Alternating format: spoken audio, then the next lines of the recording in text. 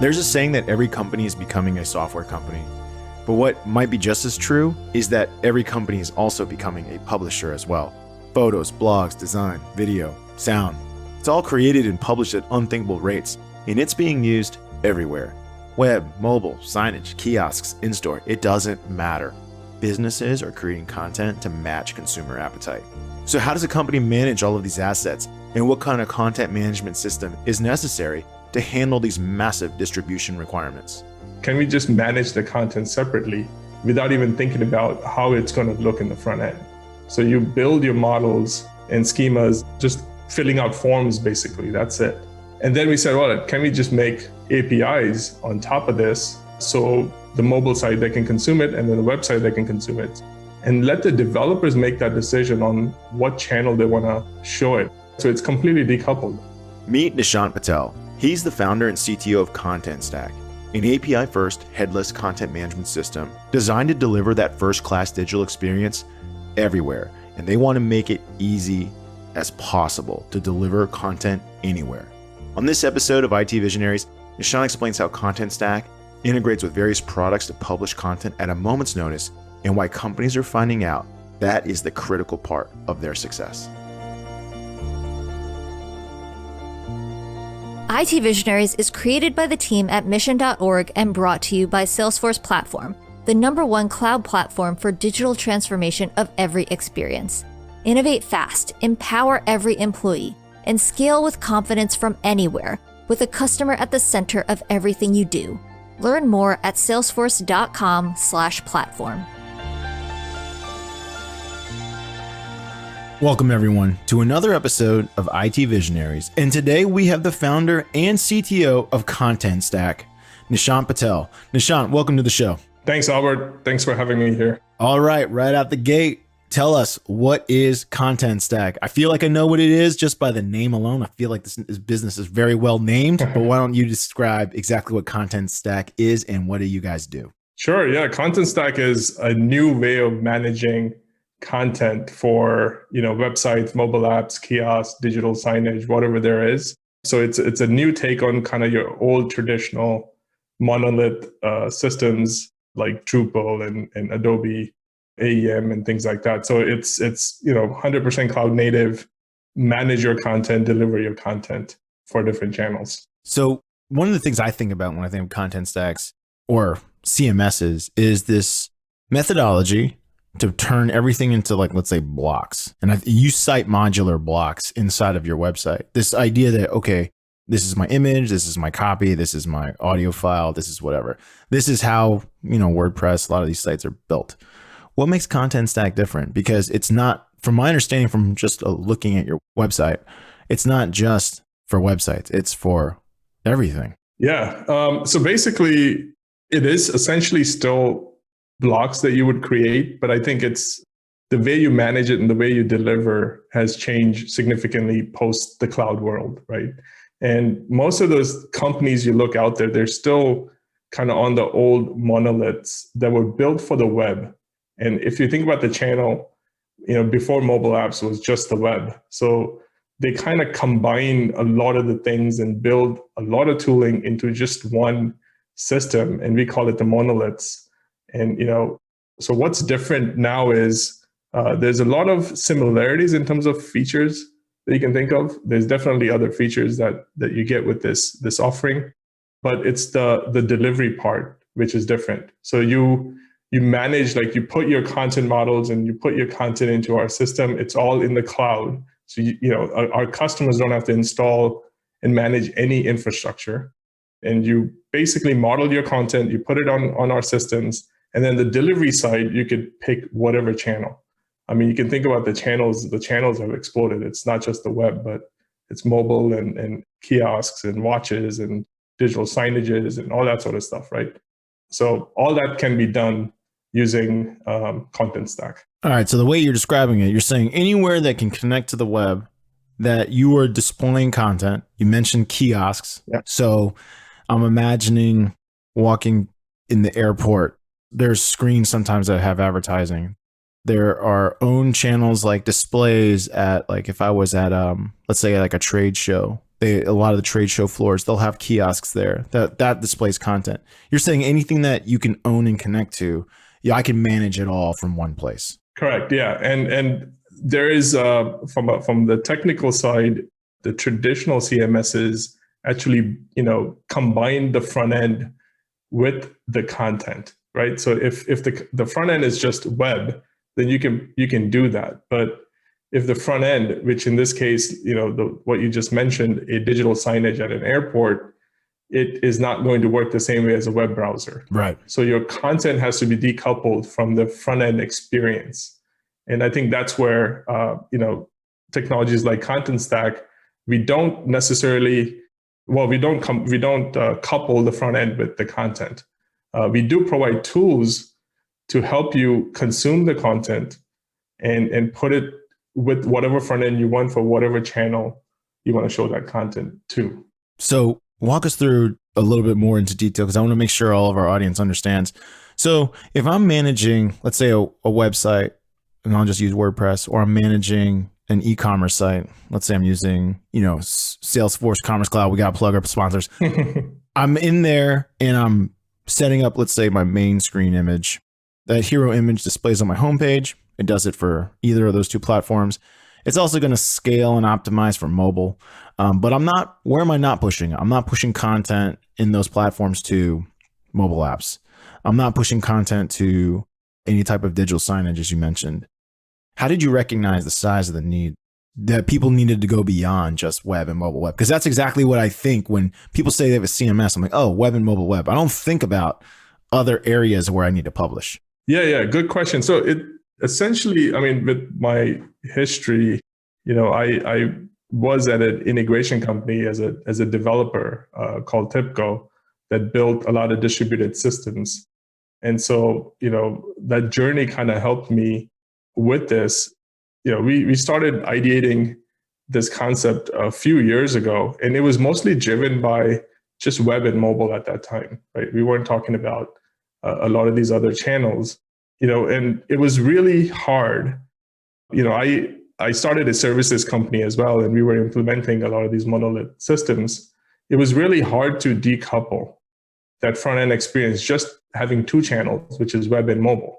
And so we said, well, the first thing you do, let's just break this up, right? So we broke it up and it said, all right, can we just manage the content separately without even thinking about how it's going to look in the front end? So you build your models and schemas and things like that just by filling out forms, basically. That's it. And then we said, well, can we just make APIs on top of this? So, the mobile side, they can consume it, and then the website, they can consume it. So in the consumption side, you basically just call in, you get the content, and let the developers make that decision on what channel they want to show it, right? So it's completely decoupled. The front end, you basically build separately, and you can mix and match things on the front end however you like. You can consume APIs, not just content APIs, but you can consume commerce APIs and build your front end separately, right? So it's not tightly coupled, it's completely decoupled. And that gives you a lot of flexibility of whatever you want to build on the experience side on the front end. So it was kind of a progression, and it all started with just two channels, but now, it's even more beneficial because there's so many channels. So yeah, I think it's fine. I think it's totally fine to talk about this because, I don't work for this company anymore, but I know for a fact back in 2015, Coca-Cola had a dream. They called it the DMX, Digital Media Exchange, like the rapper DMX. Okay. And the whole concept was that anyone, anywhere could be given authority, authorization, and publishing capability for any type of media content asset, no matter where they were in the world, for any application or use case that was relevant to Coca-Cola. So imagine they do a new activation, they record something really cool with one of their athletes, like they sponsor athletes. So the athlete does something cool. Now they want this video available in email. They want this video available in international so that the international teams can layer on, let's say, translation. They wanted it to be on web, of course. They wanted it to be on localized web so that every nation that they have licensing rights to this athlete, that local resource could easily pull or get published the content that they could get access to. Is that what they were trying to build what you've built. Is this accurate? I mean, that was back in 2015. I mean, that use case does apply because we have customers that essentially do that. They basically manage or model the content and manage the content in our system, and including digital assets, and then give each field organizations the rights to use those assets. So they have the permission set, and then they have the APIs. So, for example, like a company based out of the US might give something, like the API access to the guys in Singapore, and the guys in Singapore can kind of quickly put together their experience by pulling in from the same content repo. So yes, those use cases are definitely possible in this system. That is awesome. All right, so you've now got this product going. Where would you say your expertise is? Because what's unique about, in my opinion, with a lot of MarTech software is like, you kind of have to be really good at the front end too. Are you more of a front end developer, or would you say was this system born from the back end? It was both, actually. From my developer experience, I was what now everyone calls a full stack developer. So I kind of understood the front end side of it as well. But in terms of where we're going with this right now, there's a lot to be done on the back end side of things, and I truly still believe we're still sort of in the early adoption phase. I mean, we've seen crazy amount of growth, but I still don't think that there's we're still kind of early. So from where we want to go, I think we don't want to take our eyes off of what we have built. So the headless part, the headless CMS part, we want to be very laser focused on that and continue to keep improving and providing tools for kind of the next big set of companies that will kind of migrate to this technology. In my opinion, this is kind of the only way to move forward.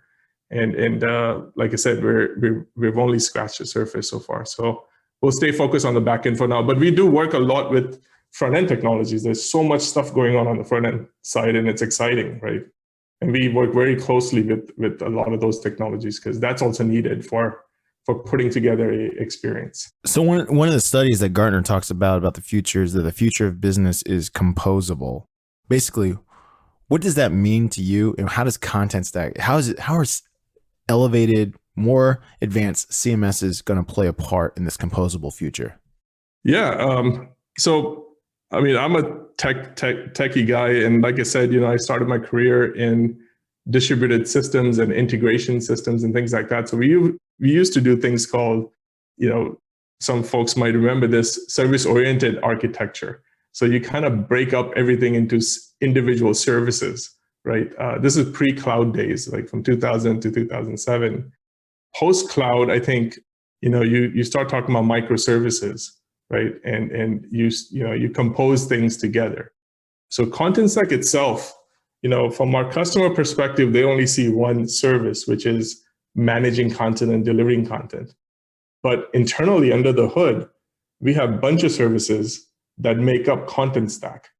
And then now on the other side, our customers can use Contentstack as a service and then combine that with other front-end technologies, search technologies, e-commerce technologies, and then kind of put it all together and compose it together. And there's tons and tons of benefits to this. In terms of the businesses today, right? Every day, every week, every day, it's just keeps changing. The environment keeps changing. We're hit with so many things. You want to have a tech stack that is, flexible enough that you can move and change and deliver new experiences based on the business environment changing, right? And then the only way to do that is to have this services-oriented architecture or microservices or composable, whatever you want to call it. It's basically decoupling your tech stack and composing it all together. And in terms of benefits, right? Let's take, for example, in order to be nimble, let's say you have 10 different services in your tech stack, and one of those companies is not keeping up with the latest and the greatest, right? So to replace that is a lot easier than replacing the entire system. And if you think about the monoliths, that's what it is. It's an entire system. They cannot keep up with the changes that are happening, and they're actually doing a disservice to their customers because the technology's moved on. They cannot move the monolith fast enough. And then the customers are, struggling to keep up with the business environment changes, right? So the best way to go about doing this is to come up with a microservices architecture. You put it all together. Any vendor that's not keeping up with the latest and the greatest, you can just rip and replace without a lot of cost, right? So composable architecture is the future. It's like modular blocks. Yep. Like every service is like a Lego, right? One Lego down, you just move the new one in. When you say you break down Contentstack into these microservices, give our audience an example of what type of services you guys are developing. I'm assuming image recognition, tagging, like some type of machine learning to recognize objects and environments, but that's just at the surface. I'm sure you guys are doing other things. Tons. What types of things are you guys up to? So you have kind of the database service. You have the front end that that we deliver. That is a separate service. We have our content delivery mechanism, which is a completely separate service. Our image APIs is a separate service. There's a few others, but this all comes together as one service for our customer, right? So we ourselves are like composable as well. And like I said, if our image service for some reason is not working properly or not scaling properly, we can just go in there and just rip and replace that portion of it and not bring the entire thing down, right? So, and on the other side, we keep breaking up a service into multi-service as well as we scale. That tends to happen as well. So we started out with our content management service and content delivery service as being one service. Mm-hmm. But as we onboarded tons and tons of customers and we had to scale to billions of API calls a month, it was obvious that that service had to be broken up into two different services and, kind of be more focused on the delivery side, more focused on the management side. And that way it kind of gave us more flexibility in scaling. So let me paraphrase in a simple example. You tell me if I'm right or wrong. So you mentioned the delivery side, and let's use storage. I'll just use storage. Yep. And you said so front end, storage, delivery. By decoupling all those three things, that means number one, as a customer, I don't have to store my assets on your system. I can actually, for example, the businesses that want, because I've seen this all the time, where they might have an activation, they're doing a marketing thing where they want the social content to appear, let's say on a billboard. Mm-hmm. With Contentstack, I don't need that. You can just go pull it from APIs, pull it from social, delivery network, deliver to objects, use the front end. We got it there. Something as simple as that. So I can choose to store images on your system in storage, or I can have them at their original source, let's say social, and I can integrate them easily, and you have the fast delivery network to deliver them anywhere. Is that like a applicable use case? It is. And you got it right. So yeah, you have the option to store the asset in our system itself. So we provide that storage service, but you could also bring in, assets that you have in other systems. So I think in the composable architecture, another big point is any service that you pick has to be very flexible to work with the ecosystem partners that are out there. So the MarTech space is massive, right? There's so many companies coming out every day. Oh yeah. So for your service that you're offering, in this case, Contentstack, and we focus a lot on this, how can you make your system so that it works well with all these other MarTech technologies out there, right? So we don't want it to just be like a small little integration point. We think of integration as the heart of what we provide as well. So we want to work really well with, in this example that you gave, if the storage is in some other system, how can we, link it to Contentstack and then deliver it? So those things also tend to become very important. Then you can add the advantage of a microservice on top where you can tag. Because this was something. So this is something that I'm bringing back to my days of 2015. Like literally, Coca-Cola might say, "Hey, I need yellow labs. Go find me all the yellow labs on Instagram that have a Coke can in the picture, and we're going to use it for a campaign." And the request sounds so simple, yet if you think about that, that's a serious endeavor. You know what I mean? Yeah, for sure. You had to go pull all the data off. Let's just use you got to pull all the data off Instagram. You need some type of machine learning to identify all the objects with Coke cans. Then you got to use another layer of machine learning to identify all of the golden labs, inside of each and every one.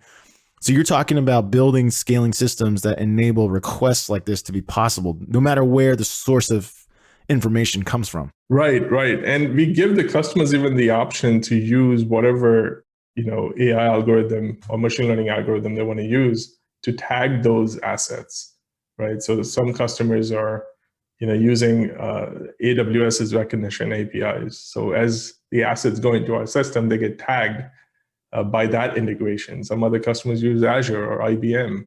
So you kind of have to give that flexibility. So now this is what's interesting about, let's say I would say a lot of modern tech companies is, and especially in MarTech, because that's where you guys sit. You already mentioned it. The amount of tools out there it's kind of overwhelming, right? And you want to make sure your platform fits in nicely. I guess, how do you focus your energies onto like what to integrate, what to focus on, what not to focus on? Is it customer driven? Is it developer driven? Who is telling you, or who is guiding the development roadmap? Because you certainly can't integrate every single application. It's just not possible. I mean, or maybe it is. I don't know. You tell me. No, that's, again, a really good point. And we have these discussions every day. I mean, we are very focused on content management and content delivery, at least for the foreseeable future. But, what do we do with integration, right? So what we've done is we have exposed integration points into our system on the front end of our application as well as the back end. So our partners can quickly build solutions. Also, in our engineering team, we have a team that is primarily just focused on creating those integrations endpoints. So as our partners or our prospects or customers come in, if they need some integrations and that we don't already have, we actually, part of the engineering, that team will create that extension point on top of our system. And we find that absolutely important because of the ever-changing MarTech space, right? So we can't just say, hey, customer, you go figure out how to do the integration. We got to kind of be very nimble on our side to provide those solutions. Does it scare you, bother you, concern you how fast new sources of information are popping up in this industry? One example, let's just say, is TikTok. Yeah. Right? TikTok was not relevant not too long ago. Now it's arguably one of the fastest growing platforms. You got new platforms all the time that are changing the way they behave. You're also adding new ways of publishing all the time. So where does it scare you? Does it concern you, or how do you view this proliferation? I think it's all of the above. I look at it from like every day, right? Like it's keeping us on our toes, which is kind of good because I want to serve our customers and I want to give them the best technology that's out there. So the fact that there's so much things changing, it's overwhelming for our customers, right? So they rely on us to give them the best of the best. And so from my side, it is scary, because there's so many new things coming up. But at the same time, I look at it as an opportunity of how can we keep innovating on our product side and having that belief that, what we have today is not going to be the same thing we'll have next year in terms of what we provide, right? And so how do you build our team and also just the culture to keep evolving to serve the customer? So I would say both. Like, it's scary. At the same time, it's also an opportunity because everyone else is struggling with this, and our customers are struggling with, what microservices to put together in a stack. Well, we could be the advisor, I guess, if we keep up with everything that's going on. So yeah, and my background actually, I had built an integration company in the cloud, so iPaaS, which we sold to another company. And so, integration is like key to our, I guess, engineering. We have that knowledge and we're using that with Contentstack. Yeah. Someone told me once when it comes to marketing, if you can be the pipes, you always win, because the look of marketing will always change, meaning like whatever application, whatever delivery mechanism, all those will change. But the need for content is never going to change. That will never go away. Now, where you get it from is going to change. But the fact that you need content from A to B is never going to change. Now, part of this also is that you're the founding team of Contentstack. You guys have done this a couple of times now. Is that right? We have, yeah. We've done a few cloud products in the past. Some, commercially success, some not. But I feel like everything was a success in terms of learning. So yeah. So how did you guys, so, when you have some commercial success, a lot of times there can be a little bit of, let's say happiness, right? Where you're not as Yeah. hungry to go back out there. And to me, this is a huge problem. It's a big challenge. So it's a big opportunity.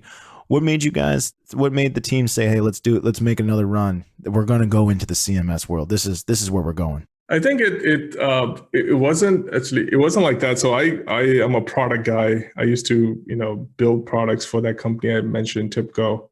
And it was too early for me. I left that company thinking, SaaS companies are going to take off. This is 2007, just as an engineer thinking, way ahead. It's like, all right, we need integration on the web is what we called it at that time, and basically integration in the cloud. So a new way of doing integration, which is all in the cloud, not the traditional way that what I was building. So I quit and I started that company, but it just so happened that I didn't go the VC route. So it was all bootstrapped. And so we started, being an engineer, I just started taking, helping customers go on the cloud, at that time. And then the mobile sort of revolution happened. So we started building mobile solutions for our customers on the services side. And being a product guy, I'm like, all right, that's better way to do this. So we built an MBaaS, a mobile backend as a service. And from that came Contentstack, because it's like, well, you can build a mobile app, but now who's going to manage the content? Can we do it the way I explained, API first? So we built Contentstack. And eventually we got to build the iPads as well. So it's just next thing, one after another just kind of happened, and we ended up building a bunch of products. And then at some point we realized keeping all those products in a services company, it doesn't make sense from a sort of maximizing the outcomes. So we split the company and brought out the two product companies and one services company from that. So yeah, that's kind of the journey. So talk about, I guess, you kind of mentioned that you were already building infrastructure systems, but still the one thing I'm always curious about, I guess, is what specifically made you guys say that this is where you were going to apply your skill towards? Because the way I look at it is integration of technology, that is 100% needed everywhere. So I always like to dig down. It's what made you choose specifically the content realm so much? What was there? Is there a passion for it? Was one of your co-founders like, man, I just see this problem where were you suffering from your, I think one of our former guests said drinking your own champagne. Were you suffering from not being able to do things in building applications where you're like, no, we need to build this because I'm having this problem. Others are going to have this problem. This is the problem to solve. I think it's all of the above. Just looking at our customers struggling from a services standpoint, and them getting, the technologies that are out there just getting shoved down their throats was actually really annoying. And the customers, like I said, there's so many things out there. It's not easy to pick the right text, but when you're working on the services side and you are looking at all the technologies, there's a better way to do things, right? And so, we were implementing Drupal and Tridion, SDL Tridion, which is a pretty big CMS system at that time. And it was just frustrating what customers had to go through. I remember while we were implementing Tridion for a client, some of the content editors had to go through 3 months of training to update content. Wow. It's just like, this gotta change. You gotta build a system that you don't need any training, right? If you can fill out a form, you should be able to update content. And so that was kind of the initial starter of it. And then, cloud technologies are happening. We were really front, the services company was one of the first, advanced partners of AWS. I think we were in the first 10. So we adopted that in 2007. So we were like, hey, we can use this cloud for, delivering the same thing, in a very different way. And it just took us a while, because I think the customers, too, the early adopters, it takes a while for someone to, take that leap, right, into something new completely. And so that's why I keep saying, we're still just scratching the surface. We've done quite a bit. I mean, we do billions of API calls a month right now, and I feel like we haven't even started. There's so many companies that need to get on this. Yeah. I mean, I think most people would be, because I remember when I first got into this industry, in the marketing industry, MarTech specifically, where it was mind-boggling just how much, like if you break it down, it's what people need for content. So there's content. It's like, oh, you think of a social media post, you think of like, oh, it's just a picture. Like how big of a deal is it to manage that? It's like, no, it's not just it's not like that at all, right? When you go to countries, the geos, the publishing platforms, all that stuff, it gets impossibly complicated. It's actually a miracle any piece of content gets on social at all, because it's usually like approvals, all kinds of stuff. Yeah, it's crazy. It's crazy. The whole workflow process, the content, especially if you're a global company, you have done tons of different languages that you have to manage. All those things. It gets pretty complicated really fast. So when you think about where our, let's say, society, our culture is accelerating, because there's a lot of people that think attention spans are shrinking or getting shorter, right? You think about today, content marketing that lives today doesn't last very long, let's say. It's not like, if you think back, let's go back to when I was a kid, 30 years ago. I'm 10-year-old running around because we're on the eve of this, we're getting close to the Super Bowl at the time recording. There's a lot of companies that they could rely literally on one commercial for 1 year, right? Like Master Lock would do one commercial. They would put a bullet through the Master Lock, and that would be all they needed to have image and recall for that brand for a whole year. Now you're talking about people putting out endless streams of information. What do you see at the enterprise level, the content demand for content production, distribution, and management? How fast is it going to keep increasing, and can it possibly keep and do you think companies are going to be up for the challenge? Because it seems like people today, more so than ever, the consumption is just so high. Consumption and recall is so low, which means you always have to put something new out. Yeah. No, that's a really good point. I actually see it. I read somewhere where, the number of SaaS companies coming up, at some point, like 5 years ago, I read it, it's going to be 10,000 companies, SaaS companies around the world. And at that time, I was like, wow, that's a lot. Today, there's, it was like, I don't know, 60,000 or 100,000 or something like that. And this particular article was saying in the next 10 years, there's going to be 1 million SaaS companies out there, right? So it's just mind-boggling. But to answer your question, I think, it's going to accelerate. It's just, there's no way about it. If the companies don't adopt to it, there's another thing I read, half of the S&P 500 companies will no longer exist in the S&P 500 in the next 5 years, which again, is just like, what? Yeah. So, and the only thing that I can think of is these companies have to be really nimble, and on the consumer tech side, a lot of things are happening, and the enterprise also have to be as nimble as that, right? Or come very close to it. And if you're not, you will just leave things open for your competitors to just come in and take your market. So then I think that then the question is, for technology providers like us, how do we provide the right tooling to make that happen, right? And it's up to us. And I think about this every day. It's like, I don't want to be one of those companies that, because we have the service that's working, everyone's consuming right now, and, that I'm not like open to completely ripping and changing the way we do things as well. Because if we don't, then we just become just like the other companies that just change their marketing message and say, hey, we're API first and we're cloud. But when you look under the hood, it's kind of the same crap.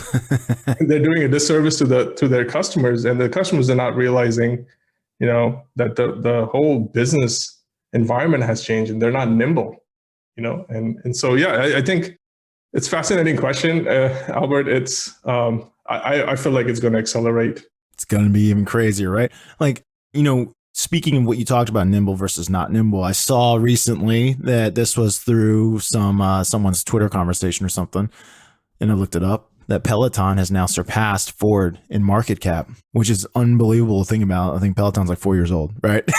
And Peloton effectively, you might as well call them a content studio. Yeah, they have bikes, but the bikes are the way to distribute their exercise videos, of which they make a lot, right? Yep. And then Ford has to be thinking about like, okay, we make these cars, and they're shrinking their SKUs. They're no longer making cars. They're only focusing on trucks. They have some EVs coming out. And they're probably going to have the same thing, which is, and I think a lot of entertainment companies or a lot of consumer product companies are thinking the same way, which is how do we distribute information to those systems? Because like Tesla's known for its beautiful interface. Peloton, obviously the classes, that classes are really what it is. I mean, I don't think it's the bike, Right. I think Peloton's going to figure out a way to get this content on your phone through a subscription model without a bike. I think it's going to happen because that's where that's the even bigger market. You know what I mean? It's true. I actually recently got the Peloton and I got hooked on it as well. And I was just talking to my wife this morning and she's like, oh yeah, I just went out for a run and I used Peloton, and I was confused. I was like, what? And, they have, like you said, they're in the content business. They provide all that content and engagement for their users. That's where Peloton is doing well. Of course, the bike is awesome as well and the other tools, but yeah, it's all about content there. There you go. You got to manage it somehow.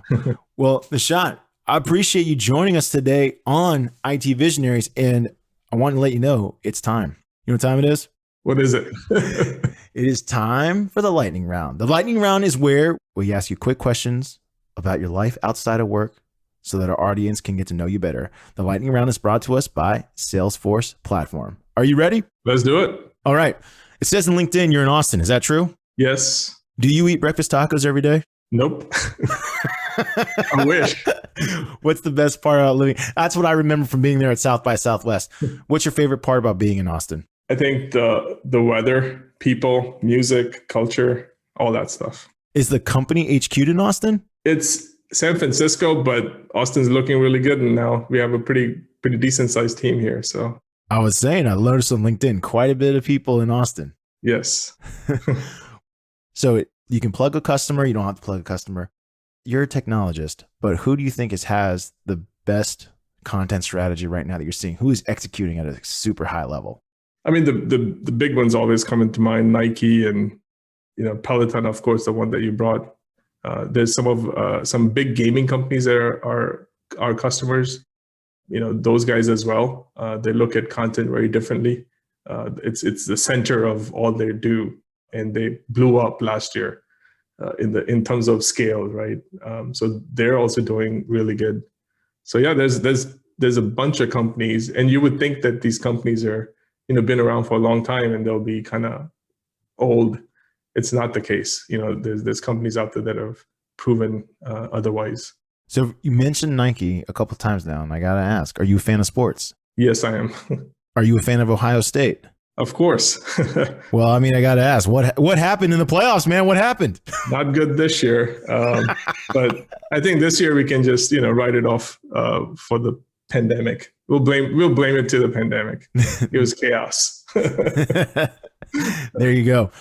So right now for Contentstack, are you guys mostly work from home right now? We are, yes. So what has your experience been like working from home? There's good and bad things. I think I've heard companies say we're going to be work from home all the time. I think that's an extreme view. And, the other guys say, oh no, we'll come back to the office. I think that also is an extreme view. So, we will be looking at some sort of a balance when things open up. But I think, pros and cons. I think you get a lot of energy from working with people face to face. I miss that. And I see that with my colleagues as well. So we'll try to find some balance, I guess, when things open up. No, I'm with you. Unfortunately for us at Mission, we're fully remote, but I agree. Whenever we get a chance to come together, it's always good. I'm sure you guys get together and. Yeah, it brings out the juice. You get more excited, Yeah, exactly. So what do you like to do away from work? Well, in the pandemic, it's kind of changed quite a bit, but go rafting, kayaking, skiing, all that sort of stuff.